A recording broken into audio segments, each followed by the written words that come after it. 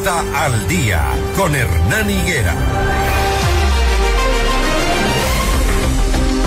6 de la mañana, 25 minutos. Gracias a quienes se unen a la señal de FM Mundo Notimundo al Día a través de 98.1 y www.fmmundo.com. Recuerden que nuestra programación, nuestras entrevistas también las pueden ver luego, si se las perdieron, están en nuestro portal digital. Allí toda la información, por supuesto, para que usted no se pierda toda la generación de información que se da en FM Mundo.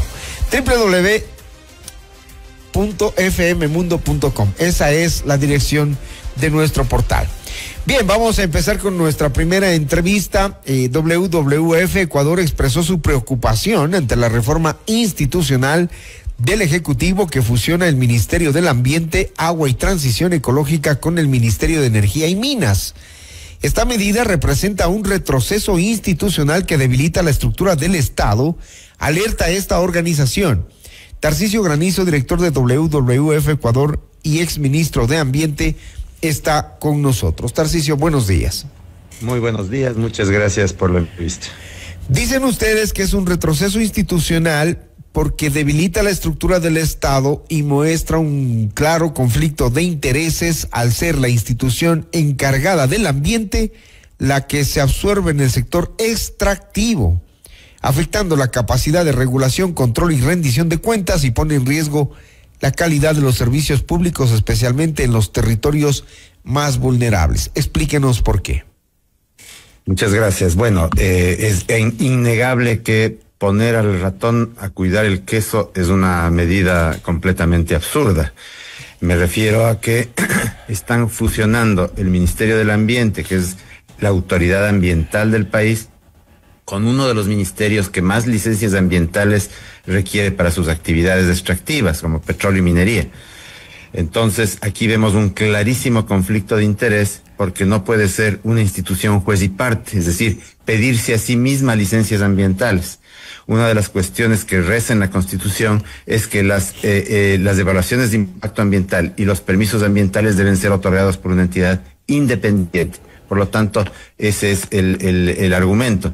Y es retroceder 30 años, porque hace 30 o 29 años se creó el Ministerio del Ambiente y ahora se lo está desapareciendo de un plumazo. Así es que eso nos preocupa mucho porque se altera toda la institucionalidad ambiental del país.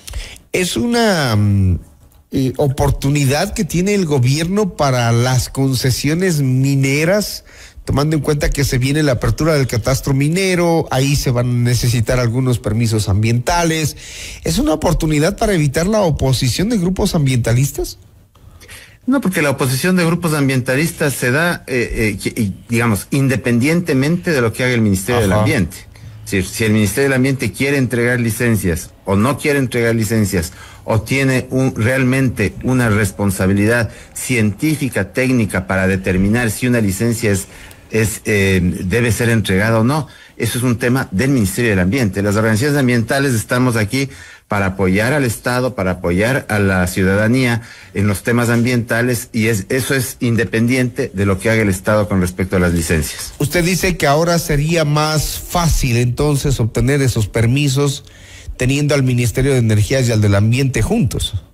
Bueno, eso es lo que nosotros suponemos, es decir, para nosotros no está muy claro cómo va a ser esa fusión. En realidad no es una fusión, es una absorción normalmente, ¿no? Y no está claro cómo va a quedar la institucionalidad ambiental con esta fusión o con esta absorción que hay del Ministerio del Ambiente y el Ministerio de Energía y Minas. Si se quería reducir el tamaño del Estado, hubiera sido más lógico que al Ministerio del Ambiente le fusionen con otro ministerio más afín, incluso Agricultura y Ganadería, o incluso Turismo, o como se hizo ya hace algún tiempo la fusión del Ministerio del Ambiente con la Secretaría del Agua, pero no con el ministerio más controversial en términos ambientales, que es el Ministerio de Energía y Minas. porque es el que produce precisamente más conflictos, ¿no? Por las concesiones. Y porque es el que tiene la actividad más contaminante y más problemática, las actividades más problemáticas que son la minería y el petróleo. Ahora, Tarcisio, ¿esto no es producto de un poco la inacción, o al menos lo poco que se conoce que hace el Ministerio del Ambiente frente a este tipo de temas, de proyectos, de negocios de gran alcance extractivos, incluso en los que no son, o los que no tienen esas características? Por ejemplo, en la vista superficial es, bueno, ¿qué hace el Ministerio del Ambiente cuando vemos extracción minera en Napo, extracción minera en Imbabura? ¿Qué hace el Ministerio del Ambiente en temas tan simples como el de la contaminación de Yaguarcocha, del lago San Pablo? Un poco visible ese ministerio y su acción.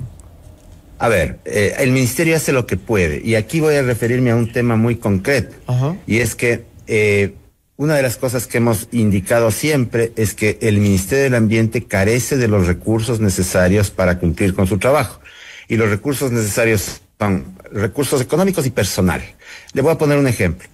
Cuando estuvimos por el ministerio, había 20 ciudadanos, 20 funcionarias que tenían que revisar miles, no le hablo de cientos, de miles de estudios de impacto ambiental y de análisis para entregar licencias. Era prácticamente imposible que 20 personas puedan cumplir con ese trabajo. Entonces, yo no me explico cómo la reducción de personal puede hacer más eficiente un servicio. Es al contrario. Claro. Lo que se necesita en ciertos ministerios, como el Ministerio del Ambiente, es más gente para que puedan hacer bien su trabajo. Ahora, si no hay esos recursos, evidentemente el rol del Ministerio del Ambiente empieza a ser ineficiente. Lo que se necesita no es sacar a la gente o fusionar ministerios, es hacer eficientes los ministerios y las entidades públicas para que cumplan a cabalidad con su trabajo.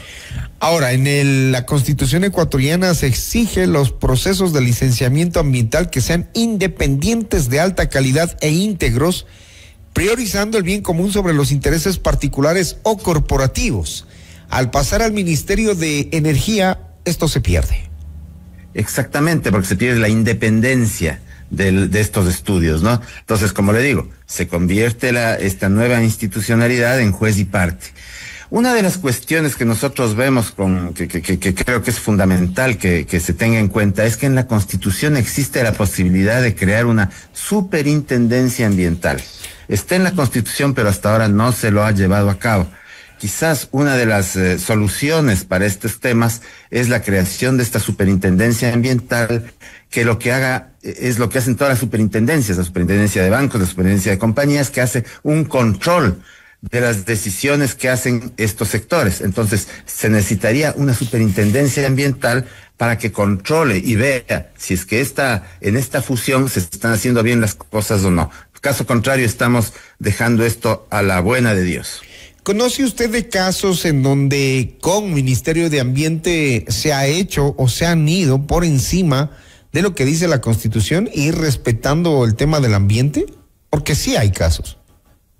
Sí, hay casos. Por ejemplo, la no acatamiento de las consultas populares en Azuay, por ejemplo, es un caso clarísimo de que se convoca a la gente en una de las manifestaciones democráticas más importantes que hay, que es la consulta pública. La gente vota por una cosa y al final el Estado termina haciendo exactamente lo contrario. Entonces aquí estamos en un tema de que no es solo el tema ambiental, sino el tema mismo de la democracia la que está en juego, porque si se consulta a la gente es para que el Estado asuma el resultado de una votación mayoritaria y no para que la ignore. Ahora ya la confianza pública en el tema ambiental, sobre todo con este gobierno, quedó quebrantada, y lo que ya están haciendo es, digamos, poniéndolo en un proyecto de ley, además económico urgente, ¿no? Lo que están diciendo es, digamos, esta separación es rápida porque necesitan ahorrar recursos, según lo que les ha dicho, pero no ha mostrado precisamente el gobierno que es respetuoso o que tiene la línea ambientalista. Recordémonos del 24 de julio del 2025, cuando la portavoz del gobierno explicó en una rueda de prensa sobre el plan de eficiencia administrativa y también sobre, recordará usted, cuando saltó el caso del Oloncito, que se fueron por encima de permisos ambientales, de licencias, sino era porque saltaron unas fotografías de trabajadores cortando los manglares, poco o nada importaban las licencias y los permisos. ¿Esto va por esta línea?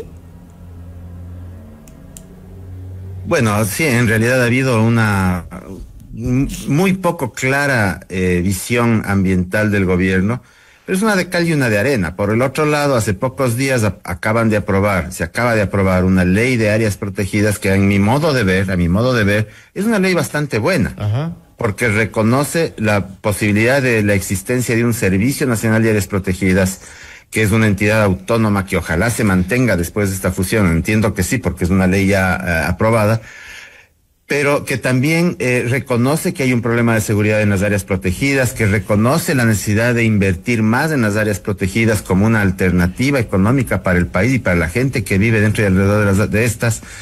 Entonces, es una de cal y una de arena. Por un lado aprueban esa ley y por el otro lado ocurre esto. Entonces, pero en general, yo sí podría decirle que no hay una claridad sobre la política ambiental de este gobierno. No existe, hasta donde yo sé, un norte concreto, claro, sobre a dónde va este gobierno en términos ambientales. Se está demandando que se elija una gestión o un funcionario con una gestión y un control ambiental robusto, fundamentado en la separación de funciones para asegurar que la evaluación y aprobación de proyectos extractivos especialmente recaigan en una autoridad independiente. ¿Cómo lograr eso una vez ya fusionados los dos ministerios?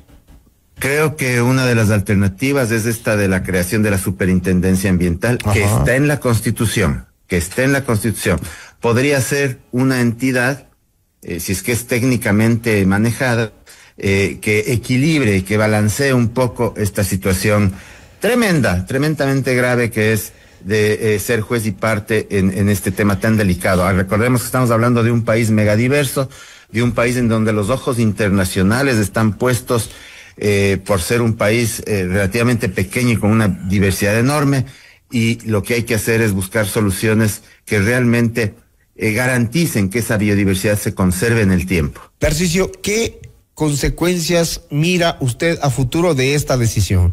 ¿Qué puede pasar? ¿Qué vamos a decir los ecuatorianos después? Nos advirtieron y esto pasó. Lo más grave creo que es que se empiecen a entregar licencias ambientales a diestra y siniestra a proyectos extractivos sin tener las salvaguardas técnicas, científicas que se requieren para estos proyectos. Nadie dice que no se hagan. Lo que se dice es que se hagan bien hechos, con las, siguiendo las recomendaciones que los técnicos, que los científicos hacen cuando se trata de proyectos extractivos para evitar impactos ambientales que pueden ser desastrosos. ¿Cuál es su visión general de los ministerios de ambiente de los últimos 3 gobiernos? También hay que evaluar, ¿no? Ver qué hicieron. Sí, por supuesto. Ha habido, no soy yo quien para juzgar, pero sí ha habido ministros muy buenos y ha habido ministros muy malos. No voy a decir nombres, pero yo sí creo que ha habido un mosaico de ministros que algunos han hecho excelentes gestiones, otros han sido más que deficientes, pero el principal problema, estimado, es que los ministros de ambiente duran muy poco en este país, ¿no? Entonces no se puede hacer una política pública de mediano o largo plazo si es que hay este recambio tan brutal de ministros. Recordemos que del gobierno de Moreno hubo 7 ministros de ambiente, incluyendo el que les hablo. Pregunta final, con estos cambios que se hacen, ¿dónde queda el derecho de la naturaleza en la Constitución? Esa es una muy buena pregunta. Digamos que sabemos que el Ecuador es uno de los países, es el país que primero reconoció los derechos de la naturaleza. Con esta pérdida de institucionalidad ambiental se nos pone cuesta arriba la posibilidad de defender esos derechos. Sin embargo, está todavía la voz y el accionar de la sociedad civil a través de numerosos procedimientos, mecanismos para que esos derechos sigan garantizándose en el Ecuador. Gracias, Tarcisio, por atendernos esta mañana, muy gentil. Con mucho gusto, hasta luego. Tarcisio Granizo, director de WWF en Ecuador, haciendo las alertas del riesgo de la fusión del Ministerio del Ambiente con el Ministerio de Energía. 6:39 minutos.